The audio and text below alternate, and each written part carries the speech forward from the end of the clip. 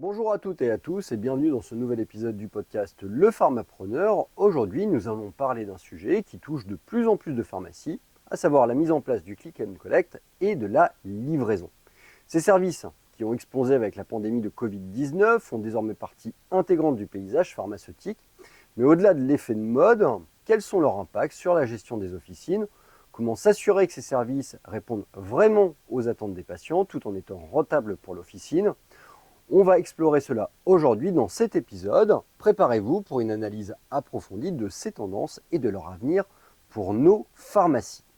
Alors depuis la crise du Covid-19, les pharmacies ont été encouragées, voire même poussées à diversifier leurs services pour répondre aux besoins de leurs patients confinés ou cherchant à minimiser les contacts. Du coup, le click and collect et la livraison de médicaments sont ainsi devenus des services populaires, les patients pouvant ainsi commander en ligne ou via une application mobile, puis récupérer leurs médicaments directement en officine ou les recevoir à leur domicile. Mais qu'en est-il aujourd'hui? Est-ce toujours aussi pertinent ou cela a-t-il été une simple réponse à une situation exceptionnelle? D'après mes différentes recherches, bien que certains patients continuent d'utiliser ces services, leur adoption reste encore limitée. Les pharmacies doivent donc trouver des solutions pour encourager leur utilisation et maximiser la rentabilité de ces services. Par ailleurs, la réglementation et la sécurité restent des enjeux majeurs et en France, la livraison de médicaments est strictement encadrée pour éviter les abus et garantir que les médicaments soient distribués de manière sécurisée. Cela signifie que les pharmacies doivent s'adapter et suivre des normes précises, ce qui représente parfois un défi, mais aussi une opportunité de renforcer la confiance avec les patients. Alors la mise en place de ces services n'est pas sans défi.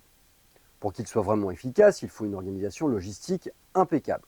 Une pharmacie doit ainsi s'assurer qu'elle a suffisamment de stock pour répondre aux commandes en ligne et que les patients peuvent récupérer leurs produits rapidement sans attendre trop longtemps.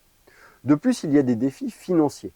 La mise en place d'une plateforme de commande et de suivi en ligne nécessite un investissement initial important et l'impact sur la rentabilité reste parfois incertain. Un autre aspect essentiel est la formation du personnel. Les équipes doivent être formées pour gérer ces nouvelles tâches, de la préparation des commandes à leur remise. Cela implique non seulement des compétences techniques, mais aussi un vrai sens du service client, car la satisfaction du patient doit rester au cœur de l'expérience. Il est important également de souligner qu'il faut parfois choisir un partenaire technologique fiable pour la gestion du click and collect et de la livraison. Certaines plateformes spécialisées permettent aux pharmacies de gérer facilement ces commandes, mais il est essentiel d'évaluer leurs fonctionnalités, leurs coûts et leur comptabilité, leur compatibilité avec le système de gestion de la pharmacie. Les avantages pour les patients sont évidents. Moins de temps d'attente, la possibilité de commander depuis chez eux et parfois une meilleure accessibilité aux médicaments. Mais en tant que pharmacien, nous devons également prendre en compte les limites de ces services. Premièrement, tous les patients ne sont pas à l'aise avec la technologie. Pour les personnes âgées ou celles qui ne sont pas habituées aux outils numériques, passer une commande en ligne peut sembler compliqué. C'est pourquoi il est essentiel d'adopter une approche inclusive en offrant des alternatives comme la possibilité de passer une commande par téléphone par exemple. Ensuite, les pharmacies doivent veiller à maintenir la qualité de la relation avec le patient.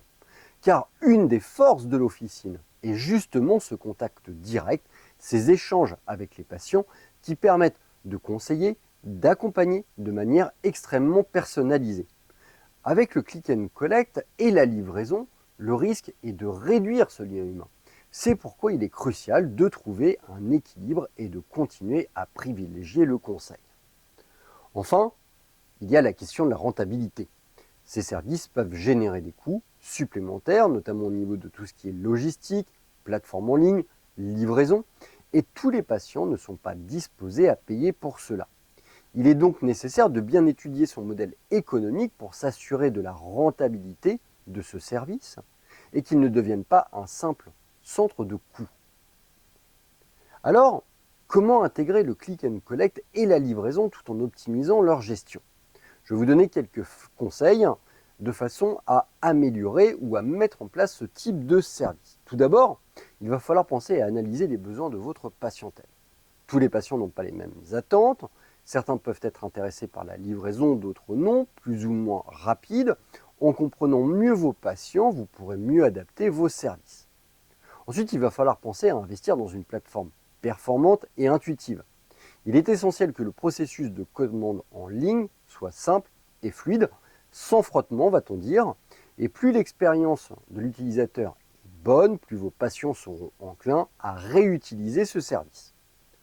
Ensuite, il va falloir penser à former votre équipe pour que chacun maîtrise les nouveaux outils et puisse répondre aux questions des patients. La formation est aussi un gage de confiance pour le patient qui sait qu'il peut compter sur une équipe compétente.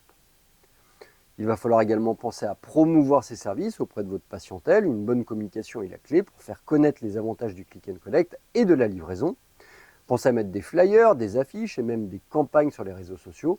Cela peut être très efficace. Enfin, pensez à mesurer la rentabilité.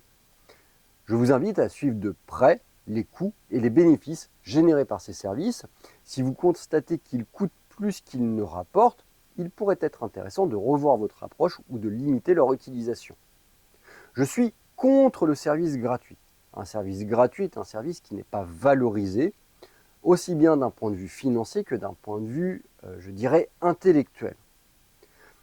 La contrainte à mettre en place un service payant, c'est que la personne, à partir du moment où elle paye, elle attend un retour de ce service. Le défaut lorsque l'on réalise un service payant, c'est que nous-mêmes, on a tendance à se dire « c'est gratuit, ils n'ont pas trop à être exigeants ». Donc au final, ça permet d'avoir une bonne balance entre le service que l'on met en place et les attentes du patient. Après, il faut trouver tout simplement la bonne rentabilité. Pour conclure, le click and collect et la livraison sont des outils intéressants qui répondent aux nouvelles attentes des patients, mais ils nécessitent une adaptation stratégique pour être réellement efficaces. En tant que pharmacien, il est important d'avoir une approche réfléchie, de bien connaître sa patientèle et d'optimiser l'organisation interne de la pharmacie. Ces services peuvent être une opportunité d'améliorer la satisfaction de votre patient, de votre patientèle et de fidéliser toujours plus connecté. Cette patientèle va apprécier la valeur ajoutée que vous donnerez à votre travail. Je vous remercie d'avoir écouté cet épisode du podcast Le Pharmapreneur. N'hésitez pas à partager vos retours et à me dire si vous avez, vous aussi, intégré le click and collect et la livraison dans votre officine. Et surtout, continuez à innover pour répondre au mieux aux besoins de vos patients. Je vous dis à très bientôt.